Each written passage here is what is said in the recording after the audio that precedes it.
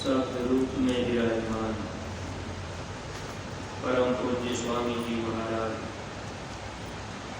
पूज्य महाराज जी के चरणों में कोटि कोटि नमन प्रणाम करते हुए संस्था के सभी वरिष्ठ पदाधिकारी सदस्यगण, सभी जिम्मेदार सेवादार प्रेमियों को हम अपने ही स्थान से सादर सप्रेम जय गुरुदेव बोल रहे हैं। जय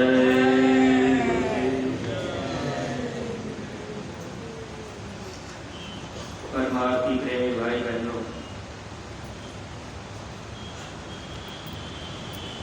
इस हाल माया के देश में हम सब जीव अज्ञानता भूल भ्रम में इसी देश को अपना देश मानकर जन्म मरण की पीड़ा दुख तकलीफ उठा रहे हैं। जब इस धरती पर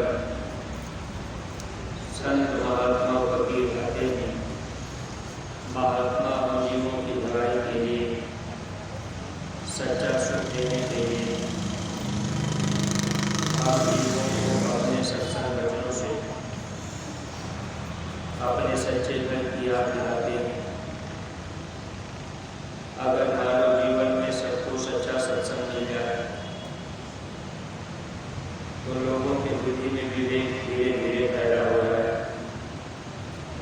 वैसे तो इस धरती पर बुद्धि तो पशु भी रखा, पशु को भी इतना ज्ञान है कि मेरा बच्चा, चिड़िया भी अपने बच्चों को भोजन कराने के लिए अपने चोंच में भोजन लेकर के आती है, फिर बच्चों के मुंह में डाल देती है, अपने भले भूखे रह जाए लेकिन बच्चों को भोजन चिड़िया भी कराती है।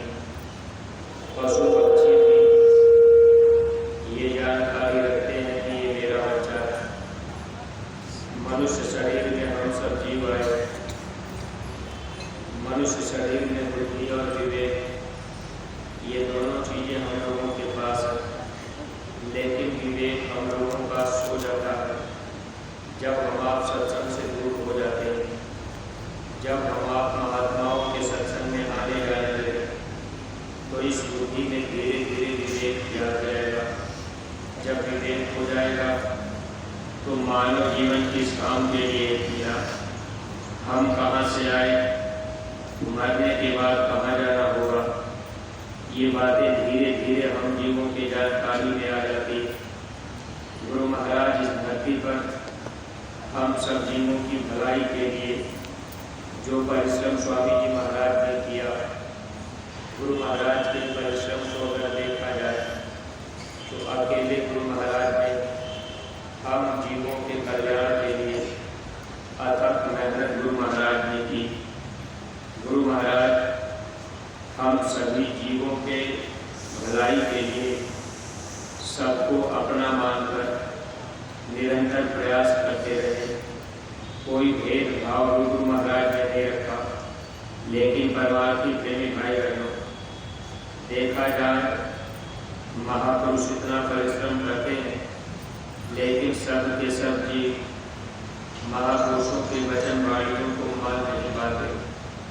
अगर सब लोग मान ले तो लोक और परलोक दोनों का लाभ मिल जाए। वैसे तो हम सब लोग ज़्यादातर प्रेमी भाई बहन यही लोक के सुख के लिए, यानी कि संसार के सुख के लिए बराबर हम आप प्रयास करते हैं कि हमारा घर परिवार संसार, नातेदार रिश्तेदार सभी संबंधी हमारे पास किसी तरह की कमी न रहे, हम सुख और आराम से जीवन बितावें। ये भावनाएं हम लोगों के अंदर भरी रहती है।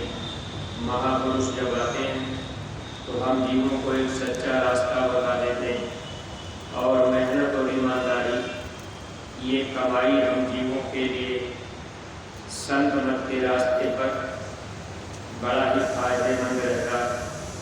अगर हम आप संत मत के रास्ते पर चल रहे हैं, परमात्मा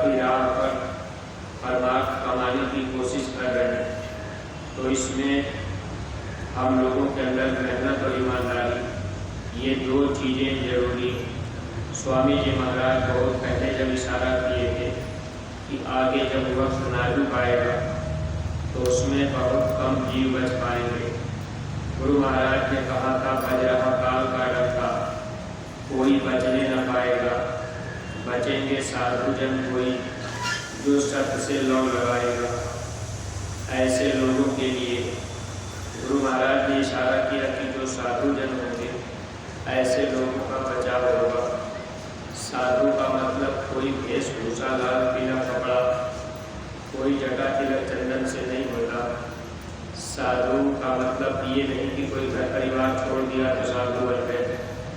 साधु का मतलब जो लोग अपने घर परिवार में रहते हैं, मेहनत और ईमानदारी से खेती दुकान दफ्तर का काम करते हैं, जो लोग दूसरे के धन को मिट्टी समझते हैं, पराई माँ बहन को अपनी माँ बहन समझते हैं, जो लोग झूठ नहीं बोलते, चोरी हिंसा का काम नहीं करते, जो लोग भगवान का भजन करते हैं, प्रभु के झंडे के नीचे रहते, ऐसे लोग साधु जन होते हैं।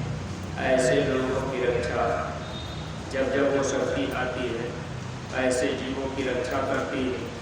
परमार्थी देवी भाई बहनों, गुरु महाराज ने भी ये बात पहले इशारा किया कि बचेंगे साधु जन कोई जो सत्य लौ लगाएगा। यही बात भगवान कृष्ण जी अर्जुन को समझा रहे थे कि अर्जुन, जब मैं इस धरती पर आता हूँ तो जो पापी दुराचारी अत्याचारी लूटपाट हिंसा करते हैं ऐसे पापियों का मैं विनाश करता हूँ। और रक्षा किसकी करता हूँ? तो भगवान कृष्ण भी बताए कि जो लोग साधु जन होते हैं ऐसे लोगों की मैं रक्षा करता हूँ। यानी जब देश और समाज में बुराइयाँ फैल जाती हैं, लोग बुरे कर्मों में लिप्त हो जाते हैं, लोगों का खान पान बिगड़ जाता है, तो ऐसे समय में कोई न कोई शक्ति आती है। वो शक्ति पहले हम लोगों को समझाती है। अगर हम आप समझ गए, संभल गए, तब तो महात्मा हमारी आपकी बचत यानी रक्षा कर देते हैं। अगर हम आप नहीं समझ पाए, नहीं समझ पाए, तो फिर कुदरत अपना काम जब करती है तो उसमें जीवों का भारी नुकसान होता। इसलिए जब जब इस धरती पर महापुरुष आए, महापुरुष सबको बचाने के लिए प्रयास किए। स्वामी जी महाराज ने भी सबके हित के लिए अंतिम समय तक गुरु महाराज जब तक शरीर रूप में मौजूद रहे, सबको समझाने बताने का प्रयास करते रहे ताकि सब लोग धर्म के रास्ते पर आ जाए और मानव जीवन का लाभ उठाएं। फिर गुरु महाराज ने ये भी कहा था, कुछ लोग इस धरती पर नहीं बच पाएंगे। गुरु महाराज ने कहा, मांस खोरों और मदिरा पान करने वालों सुन लेना, तुम्हारा मांस अब कोई गिद्ध कौवे न खाएंगे। जो लोग मांस मछली अंडा शराब का सेवन कर रहे हैं ऐसे लोगों के लिए गुरु महाराज ने इशारा किया कि ऐसा वक्त आएगा कि गिद्ध और कौवे भी मांस को नहीं छुएंगे। यानी जब चारों तरफ लाश ही लाश पड़ी होगी तो उस समय अब गिद्ध कौवे भी कितना खाएंगे। तो ये महापुरुष हम जीवों के हित के लिए पहले ही इशारा कर देते हैं। वैसे तो जो भी महात्मा इस धरती पर आए, महात्मा अपनी बातों को पहले बताते गए, भविष्यवाणी भविष्यवक्ताओं ने भी किया। लेकिन देखिए, गुरु महाराज जब आए, लगभग सबकी भविष्यवाणियों को फेल करते हुए स्वामी जी महाराज ने भी अपनी बातें कह दी कि ऐसा समय आएगा और ऐसे समय में जीवों का भारी नुकसान होगा। अब उससे बचाव के लिए शाकाहारी सदाचारी बनना जरूरी। अगर लोग नहीं बन पाए, नहीं मान पाए, तो कुदरत किसी को माफ नहीं करेगी। आज हम आप जो भी सत्संगी प्रेमी भाई बहन, देखिए शाकाहारी सदाचारी रहकर यानी रास्ता पाकर अब हम आप शाकाहारी तो रहते रहे, लेकिन बहुत से प्रेमी भाई बहन अभी भी हम आप खान पान का पूरा परहेज नहीं कर पाते। अब चाहे जहाँ भी खा लिए, जैसा मिला खा लिए, तो इससे क्या होता है, मन बुद्धि चित्त पे असर पड़ता है।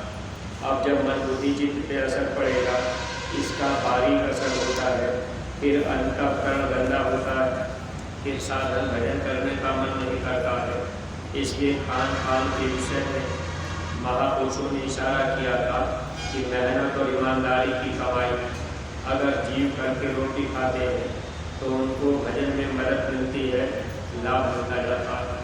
इसलिए स्वामी जी महाराज मेहनत ईमानदारी पर बराबर जोर देते रहे। स्वामी जी कहते थे कि मेहनत और ईमानदारी ये मनुष्य का गहना, अब ये मनुष्य का गहना है, लेकिन हम आप इसको पहन नहीं पाते। ये दो चीज़ें हम लोगों के अंदर नहीं आ पाती। मेहनत तो हम आप खेती में, दुकान में, दफ्तर में करते हैं, सब जगह मेहनत कर रहे, लेकिन ईमानदारी किसी किसी के अंदर आ पाती। अब जैसे हम आप खेत में जो भी अनाज पैदा करते हैं, परिश्रम तो हम लोगों ने किया, मेहनत किया, लेकिन उसमें ईमानदारी हम लोगों के अंदर नहीं आ पाती। ईमानदारी का मतलब ये कि अगर दो भाई हैं, दोनों का बंटवारा हो रहा और अलग अलग रहना चाहते, तो भाई, बड़ा भाई छोटे भाई को भी बराबर हिस्सा देता, तब तो यहाँ ईमानदारी हो गई।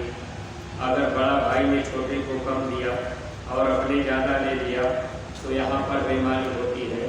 यानी भाई भाई का हिस्सा अगर न दे तो वहाँ बेईमानी हो गई। ऐसे ही मानव जीवन में जब सच्चे सद्गुरु मिल जाते हैं तो सद्गुरु का भी हिस्सा होता है। कमाई में 10वां हिस्सा गुरु का होता है। अगर हम आप शिष्य हैं तो 10वां हिस्सा गुरु का होता है, लेकिन 10वां हिस्सा कोई प्रेमी निकाल पाते हैं। 100 रुपया रोज अगर हम आप कमा रहे, 10 रुपये गुरु का हिस्सा होता है, 90 रुपये हम आप अपने घर परिवार बाल बच्चों में खर्च कर लें, इसमें बरकत रहती है। अगर 10वां हिस्सा हम आप निकालना शुरू करें और बराबर हम आप निकाल करके सेवा में हम आप लगाते रहें, तो इससे हम लोगों के घर परिवार में बरकत बनी रहती है। लेकिन जब ये मन धोखा देता, अब हम आपको 10वां हिस्सा नहीं दे पाते, तन में भी 10वां हिस्सा अगर देने लगे, धन में भी 10वां हिस्सा देने लगे, तो परमार्थी प्रेमी भाई बहनों, निश्चित है कि हम जीवों को लाभ मिलना शुरू होगा। बीमारी, परेशानी, तकलीफों में भी लाभ मिलेगी, लेकिन अब हम आप ये कर नहीं पाते क्योंकि ईमानदारी हम लोगों के अंदर नहीं आ पाई। अब देखिए, आज हम आप बहुत से सत्संगी प्रेमी भाई बहन अभी तक 10वां हिस्सा की बात तो अलग है, अभी तक हम आप अपने अपने घरों में गुल्लक नहीं रख पाए और 1-1 रुपये की सेवा उसमें नहीं डाल पाते। जब हम आप महापुरुष के वचन का पालन नहीं कर पाएंगे तो इसमें नुकसान तो हम प्रेमियों का ही होता। इसीलिए स्वामी जी महाराज ईमानदारी पर, मेहनत पर जोर देते थे। और ये स्वामी जी महाराज का निशाना बहुत ही दूर था, क्योंकि गुरु महाराज ने एक इशारा किया था, बचेंगे वे जो पर उपकार में तन धन लगाएंगे। ऐसे भी लोग बचेंगे जो पर उपकार में अपना तन भी लगाएंगे और अपना धन भी लगाएंगे। इसी बात को स्वामी जी महाराज ने अपने शब्दों में कहा था कि जब इस धरती पर परिवर्तन होगा, परमात्मा की कसौटी पर वो बच्चे खड़े उतरेंगे, जरूरत पड़ेगी तो अपना तन, मन, धन तीनों कुर्बान कर देंगे। ये स्वामी जी महाराज के शब्द थे। गुरु महाराज ने कहा, वो बच्चे जो परमात्मा की कसौटी पर खड़े उतरेंगे, जरूरत पड़ेगी तो अपना तन, मन और धन ये तीनों कुर्बान कर देंगे। परमार्थी प्रेमी भाई बहन, अगर हम आप अपना तन नहीं दे पाए, अपना मन नहीं दे पाए, धन नहीं दे पाए, तो फिर हम आप परमार्थ कमाने के काबिल कहाँ बन पाए। और जो हम आप ये सोच रहे कि भाई हमारा काम हो जाएगा, गुरु महाराज तो हम जीवों के काम को करने के लिए अपने वचनों को गुरु महाराज ने पहले ही हमको आपको समझा दिया ताकि हम आप वचन को याद रखें। इसलिए मेहनत, ईमानदारी हर सत्संगी प्रेमी भाई के अंदर रहे, तब तो हम जीवों को लाभ मिलना शुरू हो जाएगा। अगर हम आप ईमानदारी से काम नहीं करेंगे, चाहे खेती का हो, दुकान का हो, दफ्तर का काम हो, लेकिन ईमानदारी सबके लिए जरूरी होती है।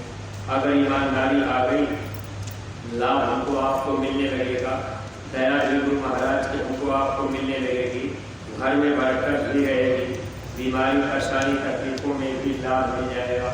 लेकिन जब हम आप सेवा देना ही बंद कर देंगे, तब तो इसमें नुकसान हम प्रेमी भाई बहनों का ही होगा। वैसे महात्मा किसी का लेते नहीं। स्वामी जी महाराज ये कहते थे कि रुपया पैसा यहाँ का व्यवहार, यानी जो भी हम आप धन की सेवा करते हैं, ये सेवा तो हमको आपको वापस मिलती। महात्मा अपने पास नहीं रखते, लेकिन हम आप जब सेवा लगती तो सेवा देने में भी पीछे हट जाते। जैसे इस समय अब ये स्वास्थ्य की सेवा, जो बीमारी चल रही, अब इसमें हम आप थोड़ी थोड़ी स्वास्थ्य की सेवा लगा दें। हॉस्पिटल की सेवा, अब इसमें तो हम आप जो भी अधिक से अधिक लगा दें। और लोगों की सेवा, भूषा की सेवा, ये सेवाएं, बाकी जो गुल्लक की सेवा वो तो प्रेमी भाई बहन हम आप करते ही रहे, लेकिन बीच बीच में जो आदेश होता है उसका पालन करने से भी हम जीवों को दया मिलती। महात्मा हर कुछ जानते हैं। समय के पहले हम लोगों को वचन बताकर, सुनाकर, समझाकर महात्मा बचाने का काम करते, लेकिन हम आप वचन को नहीं पकड़ते, नहीं मान पाते। मन हम लोगों को धोखा दे जाता। मन ने कहा कभी चलो हम ज़्यादा दे देते हैं, अब कभी एक बार को ज़्यादा दे दिए, फिर कई बार हम आप वचन का पालन नहीं कर पाए। इस तरह से ये मन हम लोगों को भक्ति से गिराता। इसलिए ध्यान इस बात का अगर हम आप रखा करें कि भाई हम हर आदेश का पालन करेंगे। जो भी आदेश सेवा का होगा, हम हर तरह की सेवा गुरु महाराज के दरबार में भेजते रहेंगे। अब प्रेमी भाई बहन, अगर इस तरह हम आप करने लग जाए तो हम लोगों के अंदर ईमानदारी भी हो गई और हिस्सा भी गुरु महाराज का हम आप 10वां हिस्सा निकाल के दे दें। अनाज में भी हिस्सा गुरु का होता है। अगर अनाज का दान हम आप नहीं कर पाते तो फिर हम आप ये सोच रहे कि भाई चलो हमको लाभ मिल जाएगा, इससे भी महात्मा लेना देना पूरा करा देते हैं। स्वामी जी महाराज कहते थे, अगर किसी का करोड़ों मन कर्जा हो अनाज, महात्मा एक दाना खिला करके कर्जा अदा करा देते। करोड़ों रुपया कर्जा हो, महात्मा 1 रुपये सेवा लेकर उस कर्जे को अदा करा देते हैं, क्योंकि संत समर्थ होते हैं।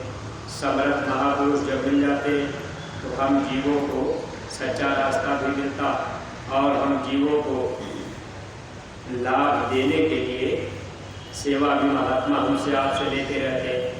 महात्माओं ने लिखा कि लेने को सतनाम है, देने को अन्नदान, करने को है दीनता, डूबल को अभिमान।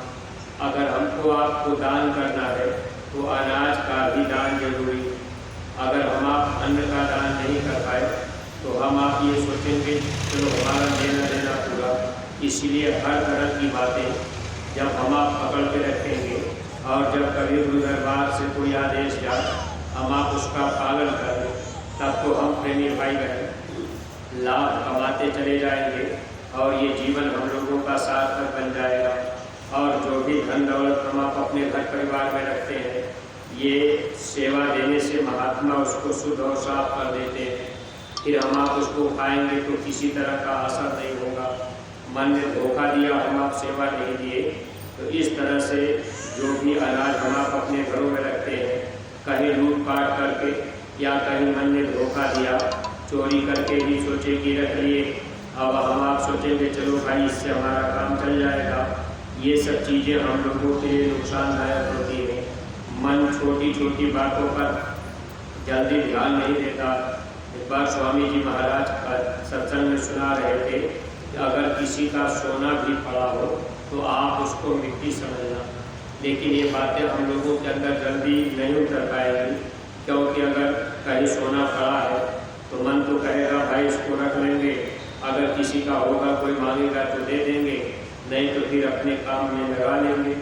इस तरह की भावना हम जीवों के अंदर रहती है। और महात्मा कभी भी अपने लिए नहीं मांगते, उनको रुपए पैसे की जरूरत नहीं होती, लेकिन परमार्थी प्रेमी भाई बहन, बहुत से सत्संगी प्रेमी ये बात सोच करके कि भाई गुरु महाराज के पास वहाँ तो बहुत कुछ है, फिर बार बार सेवा क्यों लगाई जाती, बार बार सेवा क्यों मांगी जाती, तो महात्मा अपने लिए नहीं मांगते। देखिए जब इसी धरती पर रैदास जी मौजूद रहे, मीरा को रास्ता मिल गया, नामदार मिल गया, मीरा भजन करने लगी, अब गुरु से प्रेम बढ़ गया।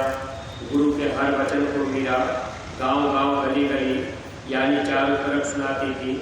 ऐसी लगन मीरा को लग गई कि मीरा बराबर अपने गुरु का गुणगान करती थी। लेकिन अब वो उस समय एक दिन मीरा की सहेलियों ने मीरा को ताना मार दिया कि तेरा गुरु तो गरीब है और वो तो जूता काटता, तूने ऐसे को गुरु बना लिया।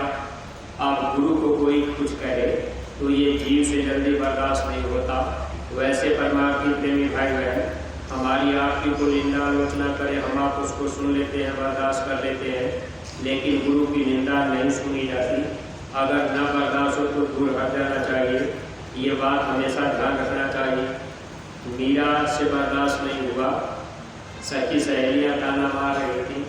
मीरा ने सोचा कि ये तो सही कह रहे हैं, लेकिन मीरा अब जब बात नहीं बर्दाश्त हुई तो मीरा जब दूसरे दिन अपने गुरु का दर्शन करने गई तो मीरा ने एक छोटी सी डिब्बी में हीरा रख करके, हीरे का हार रख करके लेकर के दर्शन में पहुंची और अपने गुरु महाराज से बोली कि हुजूर ये आप ले लीजिए और इससे आप एक अपने रहने के लिए ये झोपड़ी हटाकर एक माल बना लीजिए और ये जूता काटने का काम गुरु महाराज आप न कीजिए।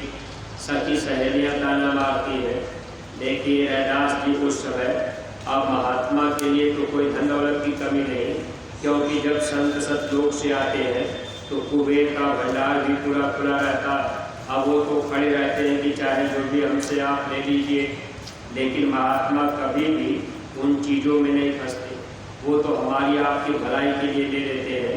अब मीरा बहुत आग्रह की, लेकिन रैदास जी बोले कि बेटी आखिर ये तो राजाओं की चीज़ है, मैं क्या करूँगा, तुम इसको ले जाओ, मेरा तो समय ऐसे ही झोपड़ी में बीत जा रहा, यही मेरे लिए ठीक है।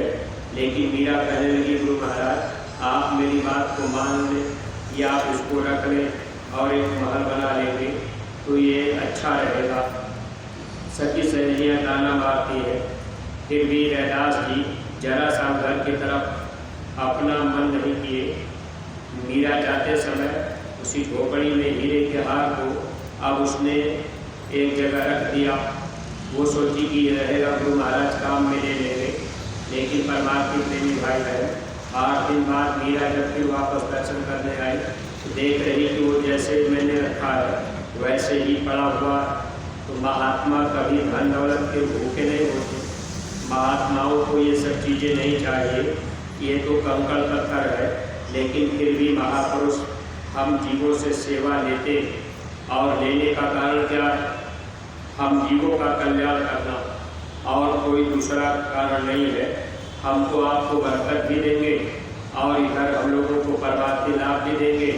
दूसरी चीज़ आदेश का पालन जो हो जाता है, ये भक्ति हमारी आपकी हो जाती है। सबसे बड़ी चीज़ तो महापुरुष यही चाहते हैं, इसीलिए कोई न कोई अपने गुरु दरबार से सेवा, कोई न कोई आदेश बराबर हम प्रेमी भाई बहनों को मिलता रहता है। उसमें आपका तन भी लगेगा, उसमें आपका धन भी लगेगा। अब जैसे लिखाई का काम है, अब दीवारों पर जगह जगह गुरु महाराज का संदेश लिखना है, इसमें आपका तन भी लग जाएगा, आपका धन भी लग जाएगा। और जब आप लिखाई करेंगे, मान लीजिए आप पेंटर को ही पैसा देकर के लिखवा रहे हैं तो पेंटर लिखेगा, अगर आप भी साथ में हैं आपका भी मन उसमें लगा रहेगा। आप अगर खुद लिखाई कर रहे हैं तो उस समय आपका मन वहाँ लगा रहेगा, लिखते समय आपका मन गुरु के वचन के तरफ रहेगा। तो तन मन धन एक तरह से ये तीनों जब हम आप देंगे तब तो परमार्थ की कसौटी पर हम आप खड़े उतर जाएंगे। अगर इसमें से कोई भी चीज़ हम आप छिपा लिए, रोक लिए, तन की सेवा नहीं कर पाए, धन की सेवा नहीं कर पाए, या हम आप अपना मन उधर नहीं लगाए तो फिर लाभ नहीं मिलेगा। जहाँ आप तन लगाएंगे वहाँ आपका मन भी लगेगा, और जहाँ धन आप लगाएंगे तो वहाँ भी मन आपका जाएगा। जैसे रिश्तेदार को आप 50,000 दे दीजिए तो रोज़ सुमिरन पर जब आप बैठेंगे तो आपका मन वही जाएगा कि भाई हमारा 50,000 वो रिश्तेदार कब वापस करेंगे। अगर आपने गुरु दरबार में आदेश में सेवा इधर दिया तो आपका मन गुरु की तरफ जाएगा, और यहाँ ये होगा कि गुरु महाराज हमारी भलाई, हमारी जीवात्मा का कल्याण कर देंगे, यानी आपका मन गुरु की तरफ जाएगा। इसलिए सेवा भी जब भी गुरु दरबार से आदेश मिले तो हम आप परमार्थी प्रेमी भाई बहन बराबर आदेश का पालन करने की कोशिश करें कि भाई हम इस आदेश को जरूर मानेंगे और इसका पालन करेंगे, हम सेवा जरूर करेंगे। जितनी अपनी क्षमता रहे, क्षमता के हिसाब से हम आप सेवा करते चलेंगे। दया दुआ हम प्रेमी भाई बहनों को मिलती रहेगी और परमार्थी प्रेमी भाई बहन परमार्थ कमाने के लिए स्वामी जी महाराज ने परोपकार में तन मन धन लगाने की बात कही। आप देखिए प्रचार प्रसार में भी आपका वहाँ तन लगेगा, मन लगेगा, धन लगेगा। किसी के घर में आप चले गए, कोई गांव आपने गोद लिया है, अब उस घर में आप जाएंगे, जब आप बैठ करके गुरु महाराज की बात बताएंगे तो आपका मन उतने समय गुरु के काम में लगा रहेगा, यानी इधर उधर नहीं रहेगा। तो तन मन धन तीनों की कुर्बानी हम आप कब दे पाएंगे? जब गुरु वचन को मानेंगे। अब मान लीजिए आदेश हुआ गांव गोद लेने का, हम आप गांव ही गोद नहीं दिए तो प्रचार प्रसार करने कहाँ जाएंगे? समय हम आप नहीं दे पाते और आगे हम प्रेमियों को बाद में पश्चाताप करना पड़ेगा, क्योंकि गुरु महाराज ने कहा शाकाहारी बनने की एक तारीख निश्चित है। अगर वो तारीख बीत जाएगी तो लोगों के गुनाह माफ नहीं होंगे। अगर उस तारीख के अंदर हम आप प्रचार कर दिए, यानी गांव गोद लेकर के हम आप जन जन तक संदेश पहुंचा दिए, अपना फर्ज हम आप पूरा कर दिए, तो इससे क्या होगा? हमारा आपका बचाव होगा, दुनिया माने ना माने। लेकिन प्रेमी भाई बहन, हम आप अगर गांव गोद लेकर के संदेश को पहुंचा देंगे और लोगों को बता देंगे कि भाई एक समय निश्चित है, अगर आप समय के पहले गुरु दरबार में मथुरा में जो गुरु महाराज ने दादा गुरु जी की याद में मंदिर बनाई, ये गुनाहों की माफ़ी की मंदिर है। जब हम आप लोगों को ये बात बता देंगे कि भाई माफ़ी का भी एक समय निश्चित है, तो जब लोग उस बात को याद करेंगे, वचन याद रहेगा। अब कहने के लिए तो लोग कहते हैं कि भाई बाबा जी की बातें तो सही हो रही, बाबा जी ने पहले भविष्यवाणी की थी, अब ये समय धीरे धीरे लोगों के सामने आ रहा। तो स्वामी जी महाराज ने तो कहा कि बीमारियां ऐसी आएंगी, दवा काम नहीं करेगी, गर्मी ऐसी पड़ेगी, देवियों के गर्मी से गिर जाएंगे, लोग बर्दाश्त नहीं कर पाएंगे। बातें तो स्वामी जी महाराज कोई भी छोड़ी नहीं। गुरु महाराज ने कहा बरसात नहीं होगी, जब सूखा पड़ जाएगा, बांधों में पानी नहीं होगा, बिजली नहीं बनेंगे, बड़े बड़े कारखाने फैक्ट्रियाँ बंद हो जाएंगी। परमार्थी प्रेमी भाई बहन, अब हम आप खुद विचार करें, अगर जैसे हम आप इसी गुरु दरबार में रहते हैं, घंटा 2 घंटा लाइन अगर कट गई तो बर्दाश्त नहीं हो पाता, अंदर में घबराहट होने लगती है। लेकिन वो वक्त जब आएगा जब बिजली ही नहीं बनेगी, तो उस दिन के लिए फिर हम लोगों के लिए भी ऐसा होगा कि भाई बर्दाश्त ही नहीं होगा। इसलिए ज़्यादा सुख सुविधा भी हम जीवों के लिए नुकसानदायक है। जैसी मौज गुरु महाराज की रहे, उन्हीं की रजा मौज में रहकर जब हम आप सेवा भक्ति करते रहेंगे और किसी भी सामान की, किसी भी चीज़ की इच्छा अपने अंदर में न आए, भाई हमको ऐसा हो जाए, ऐसी व्यवस्था हो जाए, तो हम लोग कम से कम अपने मन को समझाते रहेंगे, तब तो लाभ पाते जाएंगे। वरना ये मन खींच तान करके हम लोगों को उधर की तरफ ले जाना चाहता है। सद्गुरु चाहते हैं कि जीव इधर की तरफ चले चले, इसलिए ज़्यादा से ज़्यादा अपना समय सेवा में लग जाए, भजन में लग जाए, प्रचार प्रसार में लग जाए, गुरु के काम में लग जाए। यही हम लोगों के लिए लाभकारी होगा। इन्हीं शब्दों के साथ में हम अपनी वाणी पर विराम दे रहे हैं। अगर कोई भी बात अटपटी लगी हो तो आप लोग अपना छोटा भाई समझकर क्षमा कीजिएगा। सब लोग प्रेम के साथ मालिक के पावन नाम का उच्चारण करेंगे। जय गुरुदेव, जय